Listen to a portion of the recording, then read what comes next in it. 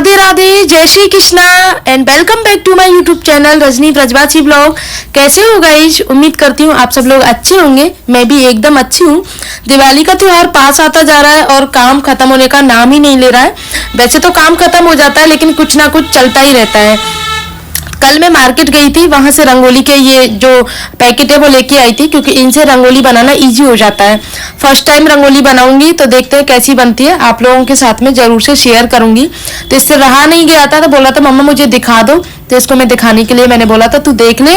और स्कूल के लिए रेडी हो चुका है, स्वरा जा चुकी है, ये जाएगा थोड़ी देर में। तब तक मैं अपना काम कर लेती हूँ, क्योंकि मैंने इसको तैयार कर दिया है, लंच वगैरह बना दिया। और लंच में बनाई थी मैंने बच्चों को आलू की सूखी सब्जी। भिंडी से इनका मन भर गया है। स्वरा तो बिल्कुल पसंद नहीं करती है, बोलती है मम्मा अगर आप भिंडी रखोगी ना तो मैं खाना खा के नहीं आऊंगी। और ये बोलता है मम्मा अगर आप आलू का पराठा रखोगी तो मैं खाना खा के नहीं आऊंगा। तो मैं बीच में पिस जाती हूँ। तो रोज रोज क्या बनाऊँ यार, कभी गाजर आलू, कभी गोभी आलू, कभी आलू की सूखी सब्जी, कभी भिंडी, बस यही होती है। लौकी घिया तोरई वगैरह खाते नहीं है। घर पे तो फिर भी खिला देती हूँ लेकिन स्कूल में नहीं खाते हैं। तो अभी सुबह सुबह का टाइम है, ये तैयार हो गया तो मैं तब तक अपने कपड़े वगैरह सुखा लेती हूँ। साथ में अपना जो डस्टिंग वगैरह का काम है वो भी कर लेती हूँ, क्योंकि सुबह सुबह धूप आ जाती है और कपड़े हमारे सुबह जल्दी धुल जाते हैं। 6 बजे मेरी मशीन लग जाती है।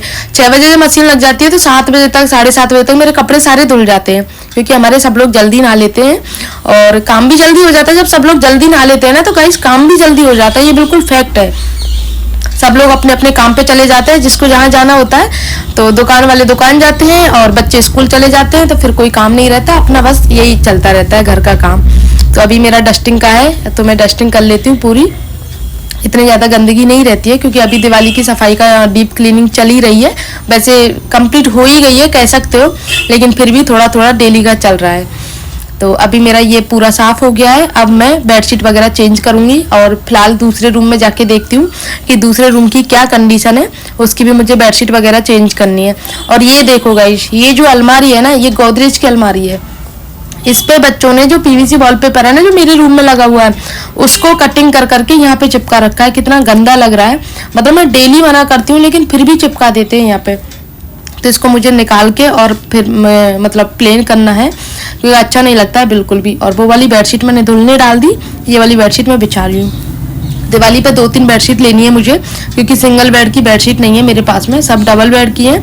और सिंगल की जो है वो बस मतलब क्वालिटी वाइज अच्छी नहीं है, तो इसीलिए मुझे सिंगल की बेडशीट लेनी है नई नई बिछाने के लिए। और ये रूम भी मेरा पूरा क्लियर हो गया है, बस झाड़ू पोछा करना है, बाकी पूरा साफ हो गया है गाइस। तो अभी ये वाला रूम मैंने ना अभी कुछ टाइम पहले ही साफ किया था, लेकिन इसकी जो अलमारी है ना, मैं जितना खाली रखती हूँ ना उतनी ही भर जाती है। अभी जैसे कि ये नेबुलाइजर मशीन है, ये यहाँ पे रखी हुई है, और क्योंकि बच्चों की तबीयत खराब है तो डेली नेबुलाइजर देना होता है, तो इसको मैं यहाँ रख देती हूँ उठा के। बाकी प्रॉपर तरीके से सारी चीज़ें सेट कर देती हूँ जो फैली हुई रहती हैं। वैसे तो मैंने ऑलमोस्ट पूरा रूम खाली ही कर दिया, मतलब जो एक्स्ट्रा सामान रहता है ना वो सारा निकाल दिया मैंने। अब ऐसा कुछ भी नहीं है, बस ये है कि अब डेली का जो रहता है सामान वही है। ये बैग वगैरह भी रखने उठा के, क्योंकि मैंने बच्चों का ट्यूशन बंद कर दिया है। और स्वरा की तबीयत ठीक नहीं चल रही है बिल्कुल, इसीलिए मैंने ट्यूशन बंद कर दिया।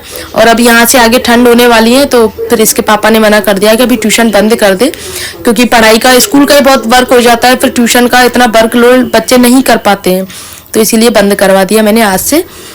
तो इनके बैग वगैरह भी उठा के रख देती हूँ, क्योंकि स्कूल के अलग थे, ट्यूशन के अलग थे, तो उससे भी थोड़ा सा ये था, भरा भरा सा लगता था। और साथ में कपड़े भी चल रहे हैं, अभी जो लास्ट में कपड़े रह जाते हैं ना, जैसे बच्चे वगैरह नहाते हैं लेट, तो उनके कपड़े रह जाते हैं, वो फिर बाद में धुलते हैं गाइस। आप लोगों को एक चीज़ दिखाती हूँ। ये रूम मेरा पूरा साफ हो गया है। ये लाइटिंग वगैरह ये देखो, ये लगी है लाइट, जो मुझे बिल्कुल पसंद नहीं आई है, ग्रीन कलर की है, जो मुझे मतलब मैंने शुरुआत में मना कर दिया था कि ग्रीन कलर की लाइट मत लेके आना, लेकिन माने नहीं थे, कोई बात नहीं। और एक चीज़ और देखो, ये यहाँ पे बच्चों ने ड्राइंग कर रखी है पूरी, मतलब ये पीवीसी वॉलपेपर वगैरह लगा रखे हैं, तो इनको निकाल के पहले फेंक देती हूँ। उसके बाद में गाइस एक चीज़ देखो आप, क्या लिख रखा है ये हर्षित के लिए वार्निंग लिख रखी है स्वरा ने। जो मैंने एक दिन पहले इसको इरेज किया था पूरी अलमारी को साफ, तो यहाँ लिख रहा है जो भी इसे इरेज करेगा मैं उसे बहुत मारूंगी, इसलिए मत करना इरेज, ठीक है। जिसने भी इरेज किया पानी से तो यहाँ एक इमोजी बना देना पसंद से, ठीक है। हर्षित के लिए लिखा हुआ है ये।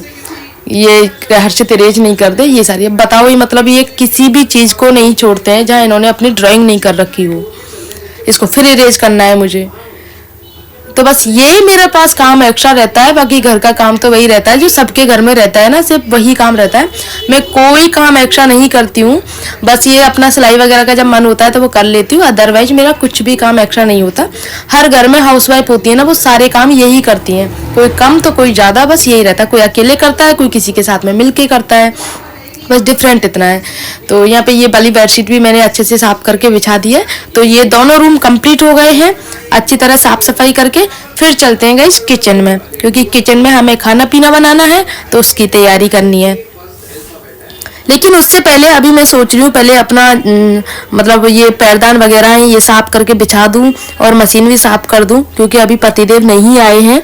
मैंने फ़ोन करके पूछा था कि कितनी देर लगेगी, तो बोल रहे हैं अभी 10 मिनट लगेंगी। तो मैंने सोचा तब तक वॉशिंग मशीन साफ कर लेती हूँ, क्योंकि ये थोड़ी सी बच्चों ने ड्राइंग वगैरह करके थोड़ी ख़राब कर दी है। और ये वाली पुरानी मशीन है मेरी, तो ये मुझे पसंद है। ये मैंने मतलब जो नई वाली आई थी ना उसको वापस करवा के ये वाली मंगवाई है।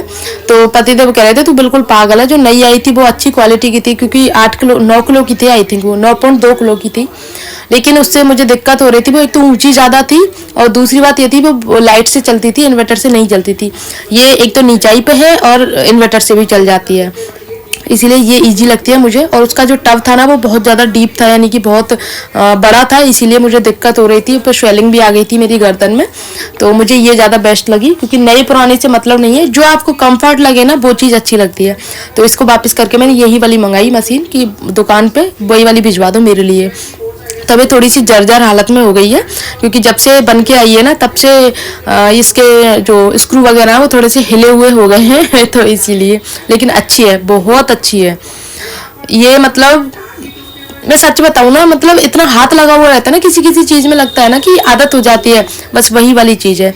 तो अभी मैंने इसको अच्छे से साफ कर लिया है पूरा अंदर से भी। एंड गाइस, करवा चौथ पे जो मैंने मेहंदी लगवाई थी ना वो मेहंदी मेरी पूरी निकल गई है, क्योंकि मोस्टली पोंछा लगाने से निकलती है और कपड़ों से निकलती है।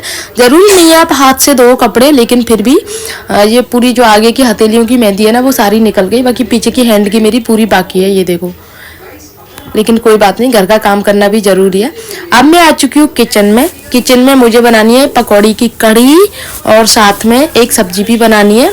तो अभी सब्जी मुझे पता नहीं है क्या बनानी है, क्योंकि मैं 2 दिन बाद एडिट कर रही हूँ इसको। तो मैं पकौड़ी पहले फ्राई कर लेती हूँ, साथ में धनिया भी पीस लेती हूँ। और दिवाली का काम अब बढ़ता जाएगा किचन में, तो मैं थोड़ा थोड़ा करके करूँगी काम। अब अन्नकूट का काम स्टार्ट हो जाएगा हमारा 2 दिन से, एकादशी वाले दिन से स्टार्ट हो जाएगा अन्नकूट का काम।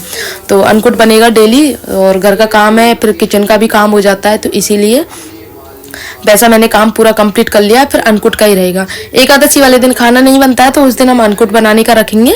अन्नकूट मैं बता दूं, गुजिया, लड्डू, मठरी, साग और बहुत सारी चीज़ें बनती है, ठौर, वो सारी चीज़ें आप लोगों के साथ में ज़रूर से शेयर करूंगी मैं, क्योंकि हर साल शेयर करती हूँ। हर साल नहीं, मतलब लास्ट ईयर भी शेयर किया था आप लोगों के साथ में, इस बार भी शेयर करूँगी।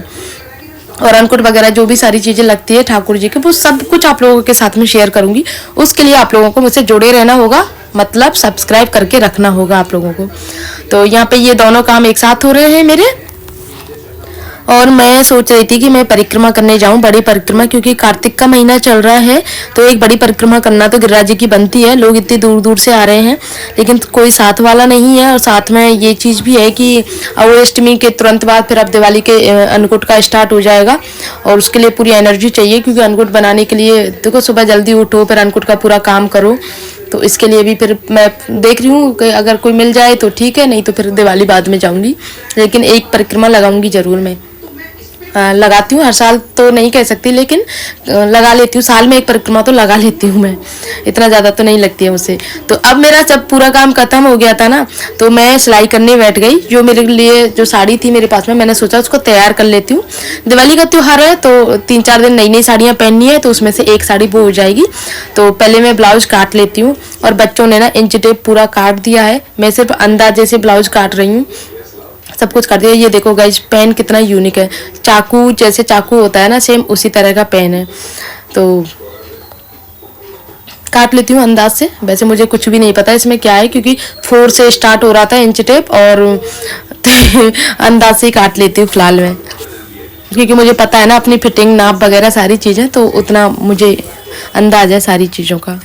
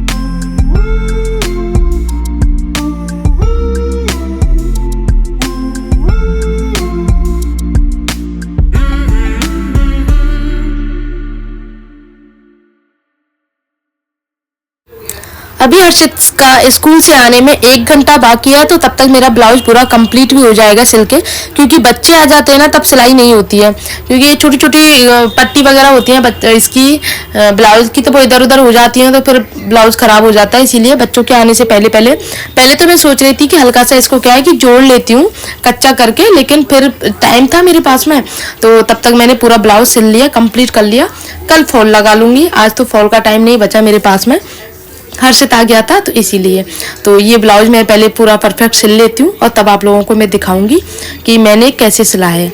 और फिर 1 दिन बाद में आई थिंक धनतेरस को या छोटी दिवाली को ये वाली साड़ी मैं पहन भी लूँगी और आप लोगों को पूरा फाइनल पता चल जाएगा कि मैं कैसे सिलती हूँ ब्लाउज। मुझे एक शौक के तौर पे सिलती हूँ, मैं ज़्यादा नहीं सिलती हूँ, सिर्फ कभी कभी जैसे शौक होता है ना तो मैं सिल लेती हूँ। जो हेवी साड़ियाँ होती हैं उनके तो मैं बाहर ही सिलवाती हूँ, बाकी डेली वियर की साड़ियाँ या फिर जब लगता है मुझे जल्दी चाहिए ये वाला ब्लाउज तो मैं खुद सिल लेती हूँ, क्योंकि बाहर तो पता है ना आप लोगों को 1 महीने 2 महीने से पहले कोई देता ही नहीं है सिल के, इतना मुझसे इंतज़ार होता नहीं है, तो इसीलिए मुझे सबसे बेटर लगता है खुद का सिलना। तो गाइस फाइनली पूरा ब्लाउज सिल गया है और ब्लाउज कुछ इस तरह से लगा है। अभी इसके आयोग के पाइपिंग वगैरह नहीं हुए हैं, वो बाकी हैं, वो मुझे करने हैं, क्योंकि हर्षित आ गया था तो जितना मुझसे हो पाया उतना किया है। पहले मैं सोच रही थी कि इसकी स्लीव्स थोड़ी सी बड़ी करूं, लेकिन फिर मैंने सोचा यार हाफ रहने देती हूँ, हाफ अच्छी लगती हैं, और तो मैंने हाफ स्लीव्स रखी हैं। बाकी ये डिजाइन बैक में भी आ गई और इसकी बाजू पे भी आ गई, दोनों तरफ इसकी डिजाइन आ गई। तो आप लोग बताना आप लोगों को कैसा लगा ये मेरा ब्लाउज सिलना, और जल्दी ही इस साड़ी को आप लोगों को पहन के दिखाऊंगी।